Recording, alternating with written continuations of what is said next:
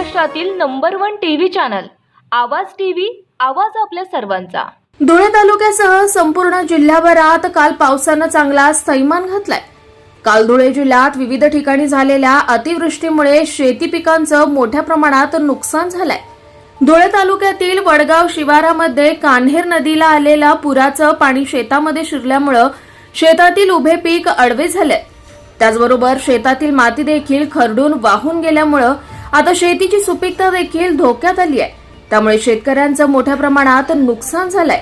आधीच जुलै महिना अखेरपर्यंत कोरडा ठाक गेल्यानंतर जेमतेम सुरू असलेल्या पावसावर मोठ्या कष्टानं घेतलेलं कपाशीचं जवळपास 2 एकरातील संपूर्ण उभं पीक नदीच्या पुराच्या पाण्यामुळे जमीनदोस्त झालंय। यामुळे पुंजू पाटील या शेतकऱ्याचं अतोनात नुकसान झालंय। मायबाप सरकारने नुकसानीचा पंचनामा करून लवकरात लवकर नुकसान भरपाई मिळवून द्यावी अशी मागणी नुकसानग्रस्त शेतकऱ्यांनी केली आहे।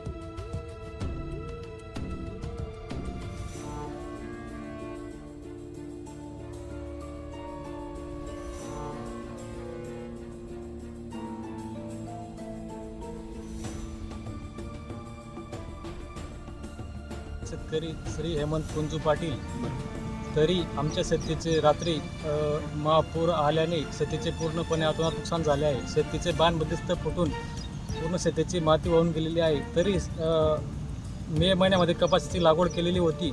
आज जुलै ऑगस्ट येऊन गेला तरी आज या महापुरामुळे शेतीचे पूर्णपणे नुकसान झाले आहे। तरी शासनाने सर्व पंचनामे करून सर्वतोपरी मदत करावी ही नम्र विनंती।